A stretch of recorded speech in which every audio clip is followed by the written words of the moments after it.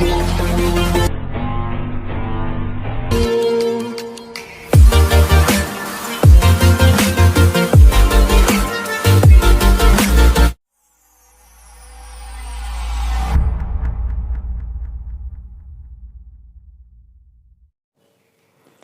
everyone, welcome back to my channel Step Up with Accounts, and today we are going to start up with the issue of shares, and this is the third video of chapter issue of shares.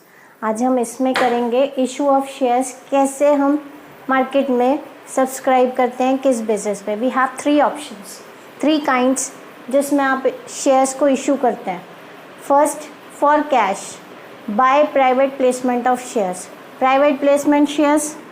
Second, for cash by public subscription, जिसकी हमने entries करनी है. This is what on which we have to work on. The full chapter is completely based on public subscription. Third is for consideration other than cash. देखो, private placement में मैंने जब आपको private और पब्लिक का difference भी बताया था, उनके बारे में एक्सप्लेन किया था, तब भी मैंने आपको थोड़ा सा इसको बताया था. तो आज हम इसको कम्प्लीटली करेंगे. प्राइवेट प्लेसमेंट क्या होती है? प्राइवेट प्लेसमेंट होती है under the companies act 2013 as per section 42. Section 42 के अगेंस्ट 2013 का कंपनीज एक्ट, अ कंपनी में issue shares on private placement basis also. Means public को इशू के अलावा भी प्राइवेटली प्लेस कर सकते हैं. कैसे कर सकते हैं? प्राइवेटली की कंपनी हम चाहते नहीं है, हमारी कंपनी है, हम नहीं चाहते कि हम पब्लिक को अपने शेयर्स डिस्ट्रीब्यूट करें, इशू करें या पब्लिक से इन्वेस्टमेंट लें. हम क्या करते हैं, हमारे जो मेन नोन फ्रेंड्स हैं, जो प्रमोटर्स है, प्रमोटर कौन होता है? जो आइडिया निकालता है कंपनी बनाने का. बिफोर स्टार्टिंग द कंपनी, आपने बिजनेस स्टडीज़ में लास्ट ईयर भी पढ़ा हुआ है. प्रमोटर्स वो होते हैं जो आइडिया निकालते हैं कंपनी जब भी स्टार्ट करते हैं. तो प्रमोटर जब तक स्टार्ट होती है तो वो प्रमोटर्स कहलाते हैं. जब तक आपकी कंपनी आइडिया से लेके कमेंस करती है तो वो प्रमोटर्स कहलाते हैं. अब जो प्रमोटर्स के ही खुद फ्रेंड्स, फैमिली फ्रेंड्स, एम्प्लॉयज़ जो अंडर ऑर्गेनाइजेशन के काम कर रहे हैं, तो वही उन्हीं के बीच में, या म्यूचुअल फंड हो गया, फाइनेंशियल इंस्टीट्यूशंस हो गए, LIC हो गई, तो ऐसी कंपनी से डायरेक्ट कॉन्टैक्ट में करते हैं कि पब्लिक में नहीं करना. हमने क्या करना है, सिर्फ अपने ही internal. And this is the voluntary step कि अगर कोई चाहता है तभी वो इसमें इंटरेस्टेड है तो वो ख़रीदे, नहीं इंटरेस्टेड है तो नो प्रॉब्लम, जो दूसरा बंदा चाहता है वो उसको ख़रीदे. तो प्राइवेट प्लेसमेंट की पब्लिक को नहीं बेचना, हमने पब्लिक से इन्वेस्टमेंट नहीं कलेक्ट करनी है, हमने इंटरनली अपने फ्रेंड्स, रिलेटिव्स और अपने नोन या कुछ फाइनेंशियल इंस्टीट्यूशन, उनके बेसिस पे हम प्राइवेट प्लेसमेंट रखते हैं, शेयर्स इशू करवाते हैं. और जिस केस में प्राइवेट प्लेसमेंट होती है उस केस में प्रॉस्पेक्टस इशू नहीं होता. जब कमेंसमेंट होती है तब प्रॉस्पेक्टस बनाना ज़रूरी होता है. तो जिस केस में प्राइवेट प्लेसमेंट आती है उस केस में प्रॉस्पेक्टस नहीं बनता, एक ड्राफ्ट बनाता है प्रमोटर. वो ड्राफ्ट कहलाता है statement in lieu of prospectus, क्योंकि ज़रूरी है प्रॉस्पेक्टस बनाना है. बट अब प्रॉस्पेक्टस होता है जिसमें आपकी डिटेल्स होती हैं, जो पब्लिक जब भी कोई कंपनी में परचेज़ करते हैं या कुछ भी इन्वेस्टमेंट लगाना चाहते हैं तो उस कंपनी के बारे में जानने के लिए उसका प्रॉस्पेक्टस निकालते हैं. बट जब हमने कंपनी को, हमारी कंपनी का फंडा क्या है, हमने प्राइवेट प्लेस करनी है, तो प्राइवेट प्लेसमेंट में जो ऑलरेडी मेंबर्स हैं वो हमें पहले से जानते हैं, तो उनको डिटेल्स जानने की ज़रूरत नहीं है. तो उस केस में हम प्रॉपर प्रॉस्पेक्टस नहीं बनाएंगे. उस केस में एक ड्राफ्ट इशू होता है, that draft being termed as statement in lieu of prospectus. जो बनाता कौन है? प्रमोटर इशू करता है. प्रमोटर प्रिपेयर करता है ड्राफ्ट प्रॉस्पेक्टस, वो कहलाता है statement in lieu of prospectus. ये बहुत इम्पॉर्टेंट है, एक नंबर में पूछ सकते हैं आपसे, तो प्लीज़ इसको ध्यान में रखना है कि ये क्या होता है और प्राइवेट प्लेसमेंट में हम क्या चीज़ बनाते हैं. ठीक है. नेक्स्ट आता है sweat equity shares. Very very important, 1 mark में आपसे पूछेंगे। देखो इनके बेसिस पे हमने प्रैक्टिकल पोर्शन नहीं करना, बट ये थियरी पार्ट है जो हमें पढ़ना ज़रूरी है, एज बिकॉज कि इसमें 1 मार्क के क्वेश्चंस आते हैं।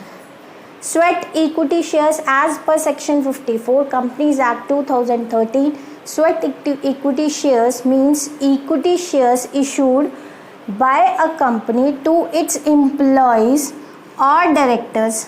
मीन्स यहाँ भी क्या है, एम्प्लॉयज़ और डायरेक्टर्स को इशू करेंगे, किस बेसिस पे, एट अ डिस्काउंट और for consideration other than cash, cash के अगेंस्ट। मीन्स कैश नहीं दिया आपने, कुछ इंटेलेक्चुअल प्रॉपर्टी के अगेंस्ट इसको रख दिया। Such shares cannot be resold by their holders within a period of 3 years. 3 साल से पहले ये shares, sweat equity shares market में नहीं बिकेंगे, आप रीसोल्ड नहीं कर सकते। एक बार अगर इशू हो गए, जब इशू कब होते हैं, ये इशू होते हैं या तो ओनली टू एम्प्लॉयज़ और directors of the company at a discount और for consideration other than cash, जिसमें आप इंटेलेक्चुअल प्रॉपर्टी के अगेंस्ट रख सकते हो, making available intellectual property rights के अगेंस्ट आप इसको कर सकते हो। बट ये शेयर रीसोल्ड नहीं होंगे फॉर अबाउट 3 ईयर्स, 3 साल तक। इसको लॉक इन पीरियड कहते हैं। What is being called lock in period. These shares not been resold, not been reissued till 3 years. 3 years के बाद रीसोल्ड होंगे, उससे पहले रीसोल्ड नहीं होंगे। Sweat equity shares issued at a price nominal lower than nominal value of equity share. जो आपके nominal क्या, डिस्काउंट बोला आपको, नॉमिनल वैल्यू जो भी शेयर की वैल्यू होगी उससे कम प्राइस पे बिकेंगे, उतने प्राइस पे नहीं बिकेंगे जो उसकी नॉमिनल फेस वैल्यू होगी। तो दिस इज मेन पॉइंट। अब आता है एक employee stock option, employee stock option plan. Under Section 62(1)(b) of the Companies Act 2013, a company may offer shares to its employees under the scheme of ESO, means Employee Stock Option, by passing a special resolution at the general meeting of the company. जो employees को offer करते हैं shares, company ने एक special resolution meeting में decide किया कि किस बेसिस पे। Employee stock option means the option given to the whole time directors, officers and employees right to purchase or subscribe at the future date securities offered by the company at a predetermined price which is usually is lower than the market price. Shares allotted under the scheme, this scheme shall be locked in for a minimum period of 1 year. यहाँ lock in period क्या है, 1 year. कि देखो employ stock option plan क्या है, employ stock action plan क्या है, कि जो एम्प्लॉयज़ को ऑफ़र करते हैं शेयर्स या डायरेक्टर्स को, जो भी कंपनी अपने डायरेक्टर्स को, अपने एम्प्लॉयज़ को इंटरनली शेयर्स इशू करती है, उन्हीं से इन्वेस्टमेंट अपने बिजनेस में लगवाती है, तो वो कुछ स्पेशल रेजोल्यूशन है जिनके बिहाफ पे वो इशू कर सकते हैं, कंपनी इशू कर सकती है। वो क्या है, देखो देयर आर सम कंडीशन। ये वॉलंटरी स्कीम है, जो भी करना चाहे वो कर सकता है। It is not compulsory for every employee. और जिस क्लास के शेयर्स आपकी कंपनी दे रही है, उसी क्लास के शेयर्स डायरेक्टर्स को ऑफ़र करने हैं, मीन्स आपके इंटरनल एम्प्लॉयज़ को। That means these are some conditions. क्या है condition, these shares are the same class of shares already issued by the company. जो ऑलरेडी कंपनी इशू कर चुकी है शेयर्स, वही क्लास शेयर्स के हम अपने एम्प्लॉयज़ को, अपनी डायरेक्टर्स को इशू करने, उसके अलावा कोई और टाइप का शेयर नहीं, जो ऑलरेडी इशू हो चुके हैं वो। और उसमें this is the voluntary scheme आप भी एक रेजोल्यूशन बनता है, a special resolution is pass by the company to this effect. Employee stock option plan के लिए एक स्पेशल रेजोल्यूशन क्रिएट करता है, वो क्रिएट होता है अंडर सेक्शन 1B के कंपनीज एक्ट 2013 में। उस रेजोल्यूशन में क्या डिसाइड होता है, उस रेजोल्यूशन में कि कितने नंबर ऑफ शेयर्स हमने एम्प्लॉय स्टॉक ऑप्शन प्लान के बेसिस पे शेयर इशू करने हैं। सेकेंड, मार्केट प्राइस क्या है, करंट प्राइस क्या है और किस प्राइस पे हमने, एक्सरसाइज प्राइस क्या है। तो करंट मार्केट प्राइस क्या है उसका, एक्सरसाइज प्राइस जिस पे काम कर रहे हैं हमने, कितने प्राइस पे हमने इशू करने हैं।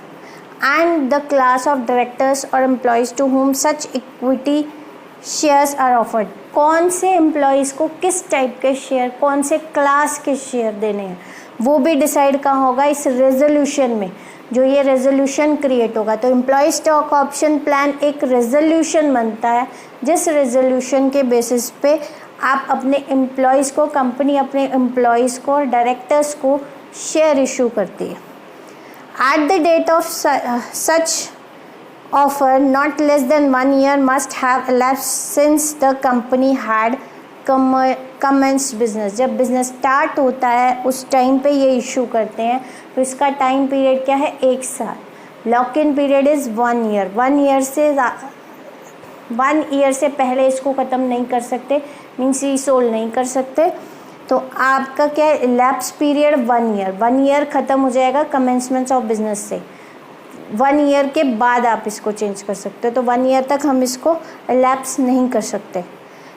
The share must be issued in accordance with the SEBI regulation. जितने भी शेयर्स हैं वो कहाँ डील होते हैं, आपके stock exchange board of India.